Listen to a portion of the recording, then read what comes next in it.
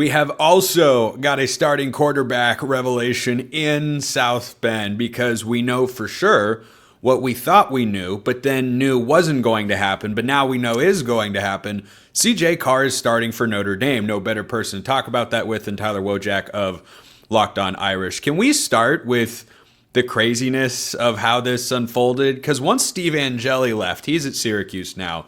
Most people, myself included, presumed, oh, well, and you told me this as well, oh, it's going to be CJ Carr. And then all of a sudden it was, no, it doesn't look like it's going to be up. And then it's CJ Carr. What happened here, Tyler?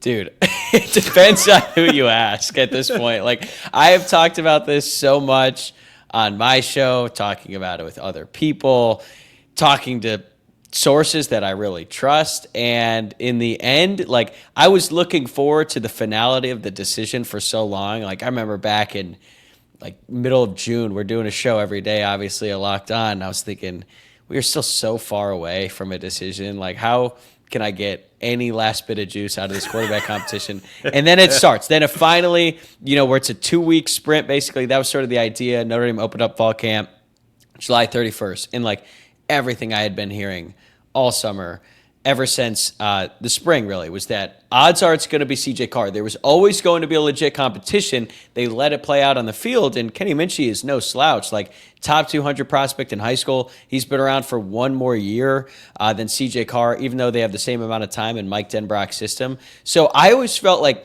he's being a little counted out just because I thought he was a better player than maybe people were giving him credit for. And then Notre Dame barely lets any media get into the practices for 2 weeks. I think part of that has to do with the fact that they open up against Miami. And in the first week, you started hearing buzz like, hey, Kenny Minchey's in this thing. CJ Carr threw 3 interceptions in the first day in practice. The one practice that all the media was allowed to see, he throws 3 picks. One wasn't his fault, but still, that kind of lingers. Then you start hearing that Kenny Minchey is playing pretty well. And then in the second week, there's reports from like Pete Nakos at On 3 that Kenny Minchey has the edge. And everyone's like, what is happening? And then they have a big scrimmage on Sunday, this past Sunday, and it sounded like Minchey played pretty well. Marcus Freeman spoke to the media afterwards, said, hey, this has been a really close competition. We got to make a decision here soon.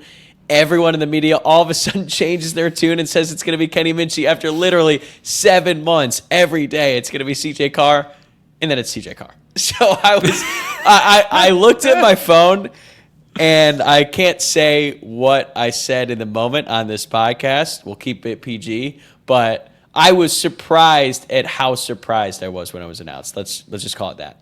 Good idea, keeping it PG. I assume you like your job. I like my job. I'm not that great at editing, like that could get dicey. So let's talk about CJ Carr, though, because this is a guy who Steve Angeli took one look at in the spring and said, nope, I'm in the portal because I want to go somewhere where I'm going to play. And obviously Minchey a part of that in all likelihood as well. But what do you think set CJ Carr over the top in the minds of this Notre Dame coaching staff to where they're saying, okay, we're trying to follow up a national runner-up season, and this is the guy we want to go with?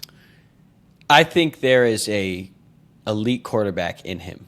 And I think he makes elite throws that, frankly, a Notre Dame quarterback hasn't made since Jimmy Clausen. And I know those teams were terrible, but he actually was a good college quarterback. He just had the worst defense. I know. We're going back to 2009. Oh, gosh, that took me back. Sorry, that's just, I was transported with the name Jimmy Clausen. If you really want to feel old, think about this. 2009, Notre Dame has Jimmy Clausen, who has statistically one of the best seasons of any quarterback in Notre Dame history. I'm pulling up his stats right now, getting research on this as we speak. But he also had Golden Tate on his offense. He had Michael Floyd, who's a first-round pick, and he had Kyle Rudolph. That team went 6-6.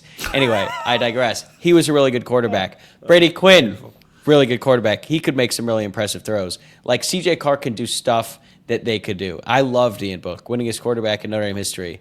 He's not the passer that CJ Carr is. The issue is CJ Carr is only a redshirt freshman.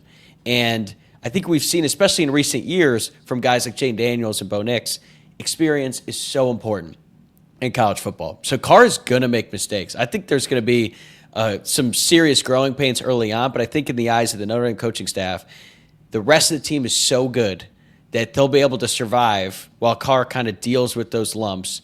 And I think the idea is by the end of the season, when hopefully Notre Dame is right there in the college football playoff hunt, he'll have grown out of those mistakes. And then by the time the playoffs come around, he'll be, one of the best quarterbacks or one of the best stars. He's still going to be prone to mistakes, but it is a long-term bet with real short-term or potential consequences. A piece of good news and a question for you. The good news of his lack of experience, he's not the only one for a major team in college football this year, right, who's starting with not much or no experience. You've got Julian Sain at Ohio State. If you showed me 5 different shadow passing motions and one of them was Julian Sain, I'd have no idea which one it was. You've got Dante Moore at Oregon. I mean, you've got Cade Klubnik at Clemson and Drew Aller at Penn State. For the top teams this year, I mean, we've seen Arch Manning a little. We've seen Dante Moore a little. We don't really know what those guys are going to be in their college careers. We don't know what Julian Sain's going to be. So that's the good news there. Same thing with Gunnar Stockton at Georgia. It's like, I don't really know. I think I know, but I haven't seen a full season. The question, though, how does CJ Carr this year compare to the Notre Dame passing game last year? And your answer here could make me like Notre Dame even more come playoff time, because as we all know, the passing game was limited last season. The wide receiver room, Great House, of course, popped in the playoff game, but it was overall kind of It was just okay. So how do you feel about the guys CJ Carr's throwing the ball to? I think the wide receivers are significantly better. I think the additions to the transfer portal have been great. They added Malachi Fields, who produced a ton at Virginia the past 2 years, had over 800 receiving yards and 5 touchdowns each of the past 2 seasons, and they barely had a functioning quarterback in that Cavalier offense. And then they added Will Pauling from Wisconsin, who's a name that most people probably don't know. He didn't produce a ton last year because Tyler Van Dyke got hurt, and again, Wisconsin did not have a quarterback. But if you go back 2 years ago, he had over 70 receptions, nearly 1,000 yards receiving. So I think he's a nice addition to go along with Jane Greathouse and Jordan Faison. Hopefully, in Jane Greathouse's 3rd year with the team, he looks like the player that everyone saw in the college football playoff and not the first 14 games of the season where he was good, but it wasn't anything spectacular. But what I look at this Notre Dame offense, part of the reason they pick Carr is because he can push the ball down the field. He can be really aggressive. So it's going to look like a much different offense. They're not going to be running QB power 8 times to the first series of the national championship again. That's not going to be in the playbook this year. But they're going to push it down the field more, which is a bit in contrast to how past offenses on different teams have kind of utilized their young quarterback. Like, look at Drew Aller when he's a redshirt freshman, right? Drew Aller was supposed to be the guy to take Penn State and bring them to another level. And maybe that happens this year. But I think even the biggest Drew Aller supporters, the biggest Penn State fans, will admit it took a little bit longer than they would have hoped. I think they were expecting him to play like that right away. It didn't happen. And they, for all consideration, they kind of babied him. His average completion in 2023 when he was a redshirt freshman, 6.8 yards. Yes, he threw for 25 touchdowns, but only 2 interceptions. And I know that looks good on paper, but it's because they just didn't trust him to make any throws against good teams. I don't think that's going to be the case with CJ Carr. I think they're going to let it rip, and that could end up being the reason they get back to the college football playoff, and that could also be the reason that they don't make it back. I think Notre Dame is going to have 3 plays in their playbook this year. 26 power, 26 power play action, and all goes. That's all I want from Mike Denbrock this year. I don't want to see any RPOs. I don't want to see slant. I want goes or power. There's nothing in between that needs to happen in South Bend, as far as I'm concerned. Do you think that's a sound offensive game plan? Well, you just rattled off the 3 plays I run in EA College Football 26, so I'm all in on that plan. Got the road. It's working out just fine for me. We just won our 2nd national championship. Yeah, and EA College Football is obviously the most realistic thing in the history of the world, right down to the drop animations. Tyler Wojciak, Locked On Irish, great stuff. As always, my man, appreciate everyone listening. I will see you next time. Until then, hope you all have a wonderful rest of your day.